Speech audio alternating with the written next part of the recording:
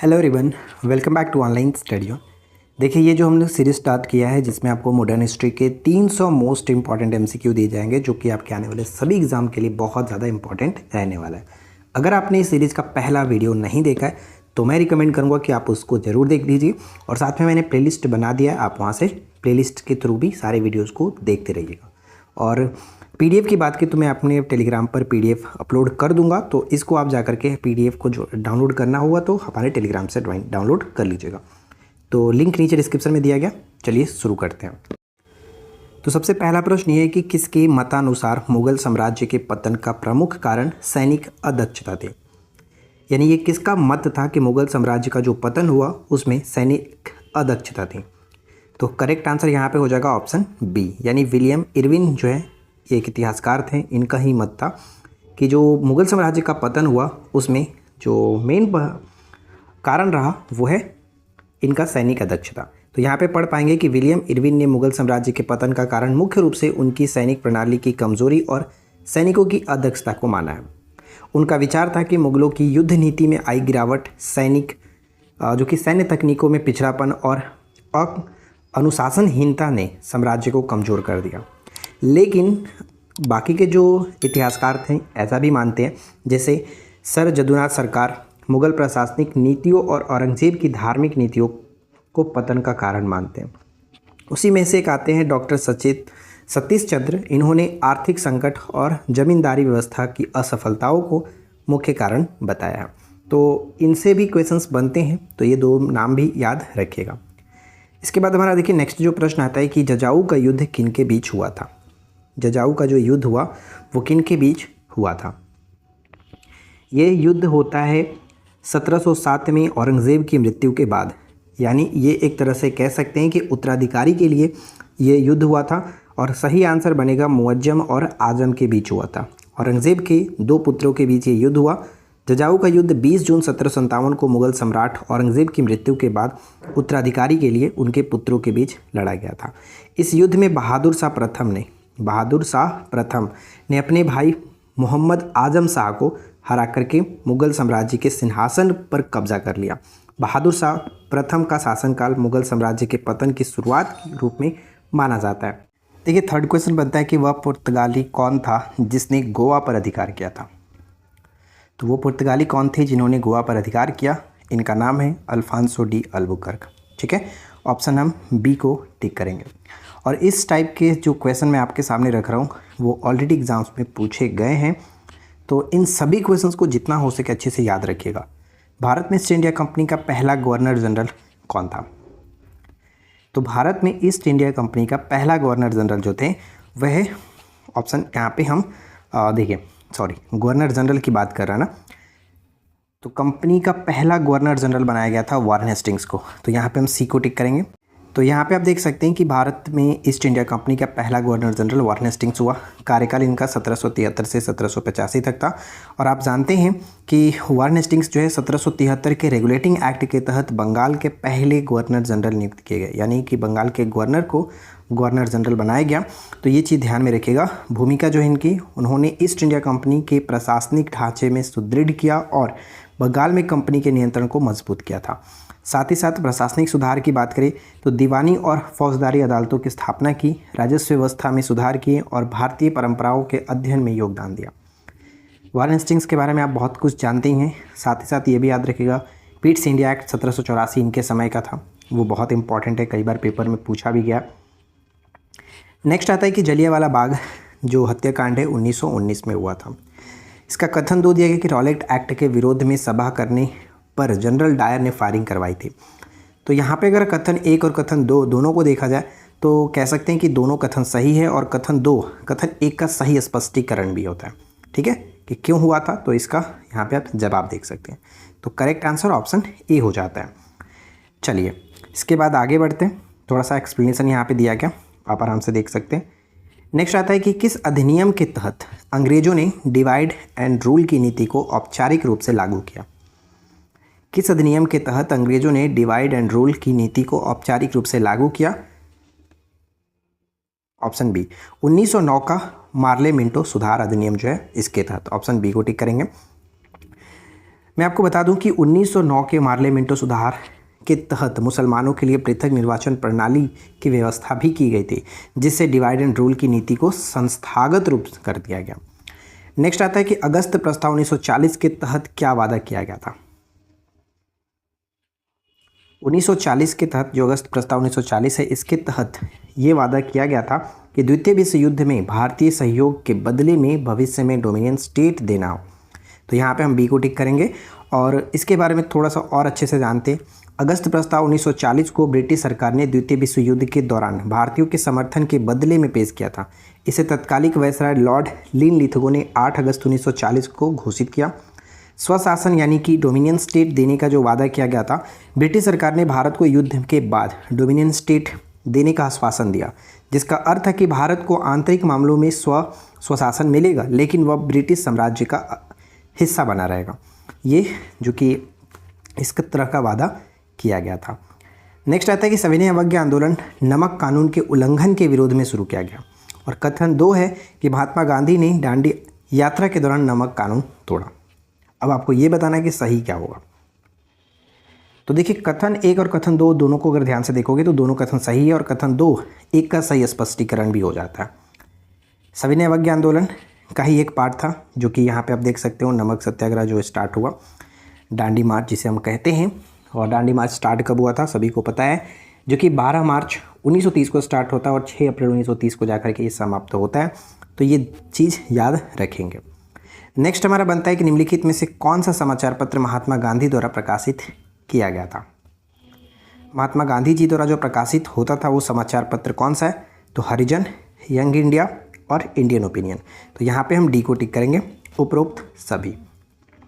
आराम से पढ़ पाएंगे कि इंडियन ओपिनियन जो कि 1903 में दक्षिण अफ्रीका से ये होता था और यंग इंडिया का प्रकाशन जो है वो 1919 से लेकर 1932 तक चला और हरिजन जो है वो 1933 से 1948 तक चला। लेकिन इसमें भी एक चीज़ और याद रखेगा कि महात्मा गांधी की जो ये आप हरिजन देख रहे हैं, हरिजन जो आप यहाँ पे हरिजन देखते हैं, 1933 में जिसका प्रकाशन स्टार्ट हुआ और ये हिंदी में किस नाम से जाना जाता था। हिंदी में इसका प्रकाशन एक्चुअली अंग्रेजी, हिंदी और गुजराती भाषा में होता था। जो हिंदी में होता था इसे हरिजन सेवक कहते थे, हरिजन सेवक कहा जाता था, ठीक है, हरिजन सेवक। लेकिन जो गुजराती में होता था इसे हरिजन बंधु कहा जाता था, हरिजन बंधु, ठीक है। तो ये दोनों नाम याद रखिएगा। चलिए आगे बढ़ते हैं। नेक्स्ट हमारा बनता है कि किस अधिनियम के तहत भारत में पहली बार द्वैध शासन प्रणाली लागू की गई थी। तो पहली बार भारत में द्वैध शासन प्रणाली को लागू किया गया था 1919 के भारत सरकार अधिनियम, ऑप्शन बी होगा, जिसे हम लोग माटेंग्यू चिम्सफोर्ड सुधार अधिनियम के नाम से भी जानते हैं। इस अधिनियम के तहत भारत में प्रांतीय स्तर पर द्वैध शासन प्रणाली लागू की गई। इसके अंतर्गत कुछ विषयों को यहाँ पे रिजर्व्ड और कुछ को स्थानांतरित ट्रांसफर वर्गों में विभाजित किया गया था। निम्नलिखित में से किस आंदोलन के तहत पहली बार महिलाओं ने बड़े पैमाने पर भाग लिया। किस आंदोलन के दौरान पहली बार महिलाओं ने बड़े पैमाने पर भाग लिया। तो यहाँ पे हमारा करेक्ट आंसर बन जाएगा ऑप्शन बी, सविनय अवज्ञा आंदोलन, ठीक है। सविनय अवज्ञा आंदोलन ऑप्शन हम बी को टिक करेंगे, बी करेक्ट है। यहाँ पे पढ़ेंगे कि महात्मा गांधी के नेतृत्व में शुरू हुआ नमक सत्याग्रह इस आंदोलन का प्रमुख हिस्सा था। इसमें महिलाओं ने ब्रिटिश कानूनों के खिलाफ नमक बना करके विदेशी वस्त्रों का बहिष्कार करके अहिंसात्मक विरोध दर्ज किया। इस आंदोलन में महिलाओं की भागीदारी सिर्फ प्रतीकात्मक नहीं थी, बल्कि वे आंदोलन का नेतृत्व भी कर रही थे। सरोजनी नायडू, कमला नेहरू और कस्तूरबा गांधी जैसी प्रमुख महिलाओं ने इस आंदोलन में अग्रणी भूमिका भी निभाई थी। दोस्तों, अगर आपने अभी तक वीडियो को लाइक नहीं किया तो आपसे रिक्वेस्ट है कि प्लीज़ वीडियो को लाइक और चैनल को सब्सक्राइब कर लीजिए, ताकि इस तरह का वीडियो डेली आप देख पाए।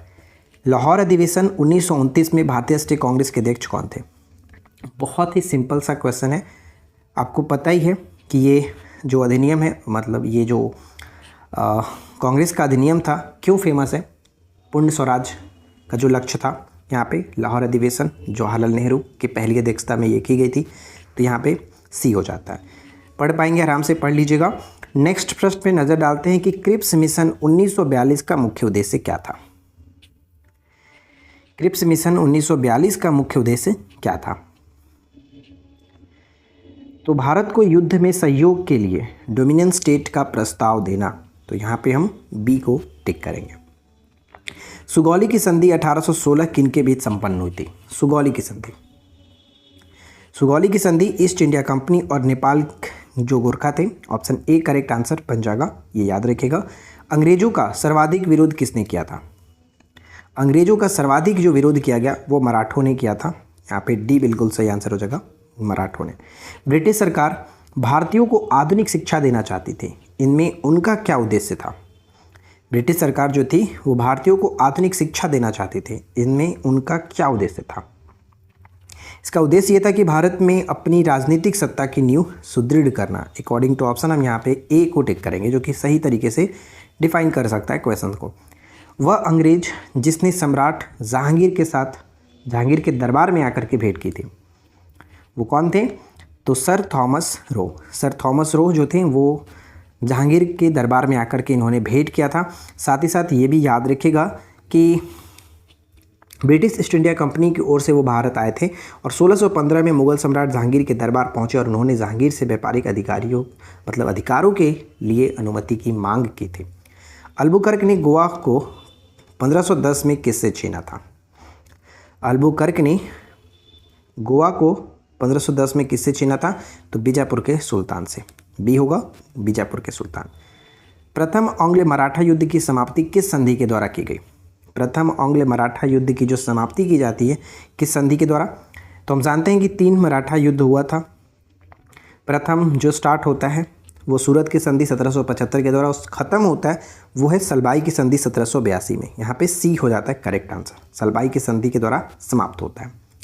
नेक्स्ट आता है 1798 में लॉर्ड वेलेस्ली द्वारा प्रस्तावित सहायक संधि को स्वीकार करने वाला सबसे पहला भारतीय शासक कौन थे? सबसे पहला भारतीय शासक थे वो है हैदराबाद के निज़ाम। यहाँ पे बी करेक्ट आंसर होगा, हैदराबाद के निज़ाम। और one of the most important question, बहुत बार ये प्रश्न पूछा गया है अलग अलग पेपर्स में। प्रशासनिक अव्यवस्था यानी कि प्रशासनिक अव्यवस्था कुशासन के आधार पर डलहौजी ने किस राज्य को ब्रिटिश साम्राज्य में मिलाया था? और ये क्वेश्चन भी बहुत इंपॉर्टेंट है। जैसे कि आप जानते हैं कि डलहौजी ने सभी राज्यों को भारतीय राज्यों को ब्रिटिश साम्राज्य में मिलाने के लिए एक रणनीति स्टार्ट की थी जिसका नाम था डॉक्ट्रिन्स ऑफ लैप्स, जिसे हड़प नीति के नाम से हम लोग जानते हैं, जिसका पहला शिकार सत्तारा होता है, महाराष्ट्र का सत्तारा। लेकिन अवध को कुशासन के आधार पर ब्रिटिश साम्राज्य मिलाया गया, अवध को, यहाँ पे 1856 में।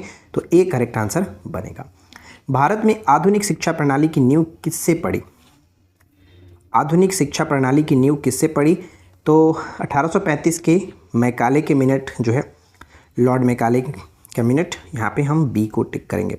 ठीक है, तो बी बिल्कुल सही आंसर बन जाता है। आगे बढ़ते हैं। नेक्स्ट आता है कि भारत में निम्न वायसरायों में से किसके काल में Indian penal code, civil procedure code और क्रिमिनल प्रोसीजर कोड पारित किए गए थे? ये सभी जो कोड हैं वो पारित किए गए थे लॉर्ड कैनिंग के समय में। ऑप्शन सी लॉर्ड कैनिंग के समय में। 1857 की जो क्रांति होती है वो भी इन्हीं के समय में होता है। तीसरे आंग्ल मैसूर युद्ध को रोकने के लिए टीपू सुल्तान ने अंग्रेजों के साथ कौन सी संधि की थी? यानी तीसरा जो आंग्ल मैसूर युद्ध होता है वो 1789 से 92 तक होता है और इस युद्ध को रोकने के लिए टीपू सुल्तान ने अंग्रेजों के साथ श्रीरंगपट्टनम की संधि करते हैं। यहाँ पे बी होगा, श्रीरंगपट्टनम की संधि। और इस वीडियो का आखिरी प्रश्न आपका ये बनता है कि निम्नलिखित में से किसने मीर कासिम तथा सिराजुद्दौला के साथ मिलकर ईस्ट इंडिया कंपनी पर युद्ध घोषित किया और वे बाद में बक्सर के युद्ध में अंग्रेजों से पराजित हुए? बक्सर का युद्ध कब होता है? 22 से 23 अक्टूबर। ठीक है, 22 से 23 अक्टूबर 1764 में। और यहाँ पे वो कौन थे? तो शाह आलम द्वितीय। ठीक है, शाह आलम द्वितीय। और बक्सर युद्ध में अंग्रेजी सेना का नेतृत्व कौन कर रहे थे? Hector Munro. ठीक है, हेक्टर मुनरो, ये याद रखेंगे। यहाँ पे हम पढ़ेंगे कि शाह आलम द्वितीय मुगल सम्राट ने मीर कासिम जो कि बंगाल के नवाब थे और सुजाउद्दौला अवध के नवाब के साथ मिलकर के बक्सर के युद्ध में अंग्रेजों के खिलाफ युद्ध छेड़ा। इस संघर्ष का मुख्य कारण था अंग्रेजों का बढ़ता प्रभाव तथा उनके द्वारा मुगलों के अधिकारों का उल्लंघन करना। बक्सर का युद्ध 1764 में अंग्रेजों के खिलाफ भारतीय सेना का एक संयुक्त प्रयास था, लेकिन यह युद्ध में अंग्रेजों ने विजय प्राप्त की। इसके परिणाम स्वरूप शाह आलम द्वितीय को अंग्रेजों के प्रभाव में रहकर के दीवानी का अधिकार यानी राजस्व संग्रह करने का अधिकार दिया गया। और इसके बाद ही आपको पता है होता है इलाहाबाद की प्रथम संधि, इलाहाबाद की द्वितीय संधि। तो ये सब कुछ आगे हम देखते हैं। तो आई होप कि फ्रेंड्स आप लोगों को आज का ये वीडियो अच्छा लगा होगा, जिसमें हमने 25 क्वेश्चंस डिस्कस किया। और इसी तरह से आगे बढ़ते हम लोग 300 इंपॉर्टेंट क्वेश्चंस आपके साथ डिस्कस करेंगे, जो कि डेफिनेटली आप किसी भी पेपर को देने जाने से पहले अगर देख करके जाते हैं तो 2 से 4 क्वेश्चंस आप आराम से यहाँ से देख पाएंगे। मॉडर्न हिस्ट्री के हम सभी इंपॉर्टेंट क्वेश्चंस को कवर करेंगे इस सीरीज़ में। तो अगर आप हमारे साथ बने रहना चाहते हैं, रेगुलर इस टाइप की वीडियो देखना चाहते हैं, तो अभी फटाफट से चैनल को सब्सक्राइब करके वीडियो के लिए लाइक कर दीजिए, चैनल को सब्सक्राइब कर लीजिए और नोटिफिकेशन बेल आइकन को ऑल पे सेट कर लो, ताकि सभी वीडियो की नोटिफिकेशन मिलती रहे। और रही बात ये PDF, तो ये दोनों PDF यानी फर्स्ट और सेकंड क्लास की PDF आप लोग अपने टेलीग्राम चैनल पर अपलोड कर देंगे, जिसका लिंक नीचे डिस्क्रिप्शन में दिया गया, आप ज्वाइन कर लेना। ठीक है, तो चलो मिलते हैं नेक्स्ट वीडियो में। Thanks for watching, keep watching, keep learning, have a good day.